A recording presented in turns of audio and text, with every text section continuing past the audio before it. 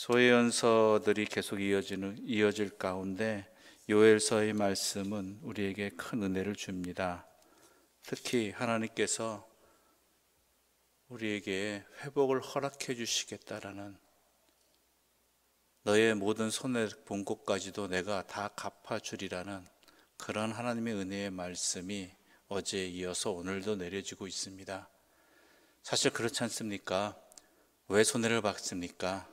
왜 피해를 입었습니까? 왜 어려움을 당했습니까?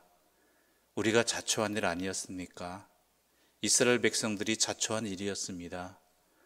하나님의 은혜 가운데 여기까지 왔고 지금까지 살아왔는데, 그럼에도 불구하고 그 은혜를 잃어버리고 하나님 아닌 다른 것들을 섬기다가 두 마음을 품었다가 결국 스스로 자초해서 얻어진 손해이고 어려움이고 괴로움 아니었습니까? 그리고 피해였습니다. 그런데 하나님께서는 분명하게 말씀하시지요. 나에게 돌아오라. 다른 요구사항 없었습니다. 네가 지금까지 피해본 것, 손해본 것 몇 %까지는 어느 정도 성의를 보여서 회복시켜야 한다, 이런 말씀 없었습니다. 이스라엘 백성을 애굽에서 아무것도 할 수 없는 아이 상태에서, 무능력한 상태에서 그들을 택하여 주시고 이끌어 주신 것처럼 하나님께서 원하시는 것은 단 하나였습니다. 돌아오라는 것이었습니다. 이는 마치 예수님의 비유 가운데 천국잔치 비유와 같습니다. 천국잔치에 이르러 하나님께서 주인이 모든 것을 다 준비해 놓고 그리고 거리에 있는 사람들을 불렀습니다. 그들에게 요구되는 것은 하나였습니다. 무엇이었습니까? 잔치에 와서 예복을 입는 것이었습니다. 자신의 마음을 찢고 또한 하나님 앞에 자신을 돌이키는 모습, 그것이 예복이지요. 그 잔치에 하나님의 사람다운 모습을 갖고 돌아오는 것, 여호와 하나님을 기억하면서 돌아오는 것, 그것만을 요구하셨습니다. 그런데 그게 참 어려운가 봅니다. 분명히 그 잔치가 좋은 것 알고 하나님께서 그 손해 본 것까지도 책임을 묻지 아니하시고 어찌 보면은 다 갚아주시겠다고, 회복시켜 주시겠다고 하였는데 그 마음 돌이키는 것이 참 어려운 것 같습니다. 그게 사람의 어리석음입니다. 뻔히 좋은 줄 알면서도 행하지 않는 것, 돌이키지 않는 것, 뭔가 다른 것이 있을 것이라는 헛된 것을 붙들고 그 삶을 깨닫지 못하는 것, 인간의 어리석음입니다. 그런 인간을 향하여서, 이스라엘 향해서 하나님은 다시 한번 더 깊은 회복의 말씀을 주십니다. 무엇입니까? 이스라엘 백성을 괴롭혔던 그 이방 민족들을, 그로 인해서 괴로움당했던 이스라엘을 대신해서 하나님께서 갚아주시겠다라는 것입니다. 이렇게까지 해주시는 하나님의 부르심입니다. 이스라엘 민족이 힘이 약해지고 또한 여러 가지 괴로움을 당할 때 이들을 돌아보지 아니하고 돕지 아니하고 도리어 그것을 기회로 해서 이스라엘을 괴롭혔던 수많은 이방 민족들, 두로와 시돈과 블레셋, 또한 그 외 여러 민족들을 하나님께서 갚아주시겠다라는 것이죠. 이렇게 보장되는 일이 어디 있습니까? 이렇게 확실한 일이 어디 있습니까? 21절의 말씀 이렇게 기록되어 있습니다. 우리 함께 읽어보겠습니다. 21절입니다. 내가 전에는 그들의 피 흘림 당한 것을 갚아주지 아니하였거니와 이제는 갚아주리니 이는 여호와께서 시온에 거하심이니라. 아멘. 이것이 하나님의 뜻입니다. 하나님의 사랑입니다.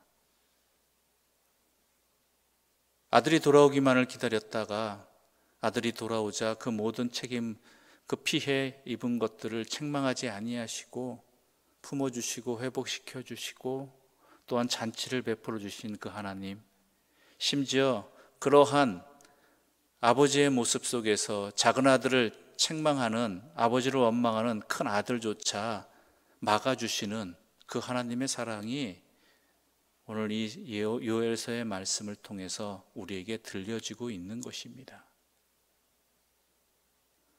다른 것 아닙니다. 여호와의 날이 기쁨의 날이 되기 위하여서, 심판의 두려운 날이 되지 않기 위해서 하나님께서는 도리어 우리에게 돌아오기만 하면 된다고, 삶을 하나님 앞에 회복시키면 된다고, 그게 모든 것의 열쇠라고, 그 나머지 것도 그러기만 하면 아버지께서 회복시켜 주시고 갚아주시고, 무엇보다도 하나님과 함께하는 그 기쁨을 영원히 함께 하겠다라고 그렇게 말씀해 주시는 하나님의 사랑이 바로 요엘서를 통해서 우리에게 전해지고 있는 것입니다. 이 말씀 앞에 우리는 어떻게 응답하겠습니까? 소도 사야 되고 밭도 갈아야 되고 장가도 가야겠고, 이런 것들을 내 일상에 여러 가지 것들을 핑계대면서 미루시겠습니까? 아니면 이 부르심 앞에, 값없이 주신 은혜 앞에 우리가 돌이키겠습니까? 어찌 보면 분명하고 간단하고 명료합니다. 그런데 왜 돌이키지 못하는 것일까요? 왜 힘든 것일까요? 삶의 곳곳에서 아버지 하나님을 기억해야 됩니다.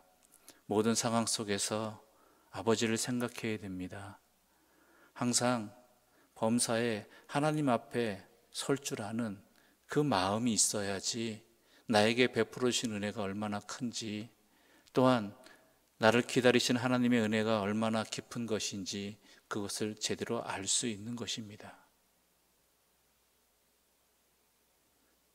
그렇지 못하다면 단 한순간에 한눈 파는 것만으로도 우리의 삶은 벗어나지 못하게 되는 것이고, 깨닫지 못하게 되는 것이고, 미루게 되는 것이고, 그래서 힘들어지는 것입니다. 다시 한번 하나님은 부르십니다. 여호와의 날이 임박했다. 시간 얼마 안 남았습니다. 기회 얼마 없습니다. 아버지를 잊어버리기 전에 우리의 삶이 돌이켜지는 그러한 이 하나님의 부르심에 응답을 하는 주의 사람들 되시기를 간절히 소망합니다. 기도드리겠습니다. 하나님 아버지, 감사합니다. 여호와의 날을 우리에게 알려주셔서 감사합니다. 여호와의 날은 악인에게는 심판의 날이지만은 주님 안에서 의인된 자에게는 구원의 날이고 기쁨의 날이라는 것, 그런 날이 되게 하기 위하여서 하나님께서는 오늘도 우리를 부르고 계시다라는 것, 그러시면서 내가 다 회복시켜 주겠다고, 내가 다 갚아주겠다고, 그 모든 것은 나와 함께 있는 바로 그것에 있다라고 말씀해 주시니 감사합니다. 주여, 우리의 심령을 깨우치게 하여 주시어서 이런 핑계에 저런 이유 되지 말고 단 하나, 오직 여호와의 말씀 앞에 응답하고 여호와께 돌아오는 헛된 욕망들을 버리고 어리석음을 깨닫고 하나님의 뜻 안에 돌아오게 되는 그러한 우리의 응답이 있게 하여 주시고 행함이 있게 하여 주시고 돌이킴이 있게 하여 주시옵소서. 예수님의 이름으로 기도드립니다. 아멘. 하늘에 계신 우리의 아버지, 아버지의 이름을 거룩하게 하시며 아버지의 나라가 오게 하시며 아버지의 뜻이 하늘에서와 같이 땅에서도 이루어지게 하소서. 오늘 우리에게 일용할 양식을 주시고 우리가 우리에게 잘못한 사람을 용서하여 준 것 같이 우리 죄를 용서하여 주시고 우리를 시험에 빠지지 않게 하시고 악에서 구하소서. 나라와 권능과 영광이 영원히 아버지의 것입니다. 아멘.